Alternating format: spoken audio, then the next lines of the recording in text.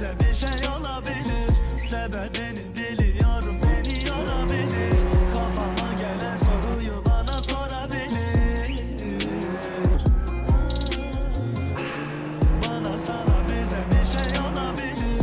Sebebini biliyorum, beni yorabilir. Kafama gelen soruyu bana sorabilir. Mahalleler yanıyor her gece, sabaha kadar sor bizim gençlere. Nöbet tutan çocuklar aldı teyzelerden full pilavlı tencere. 18 yaşında altında Mercedes, rakibi onu hiç yenemez. Bugünün yarını olabilir ama kimse bana sözü veremez. Also bedank dich bei Gott, ich hab jetzt Erfolg, egal was sein soll. Ich bleibe immer noch derselbe, weißt du. Mache Leute Augen auf Rechnung, bleibe cool und leb mein Leben. Kommt alles aus Herz und Seele. Gott sieht, Digga, muss nicht reden, Scheine am Zählen, weiß im Coupé drin. Bedelini ödedik içimiz yana yana. Bile bile bırakır adamı kana kana kana kana vurur yine damara. Bana sana bize bir şey olabilir. Sebebini biliyorum, beni yorabilir. Kafama gelen soruyu bana sorabilir. Bana sana bize bir şey olabilir.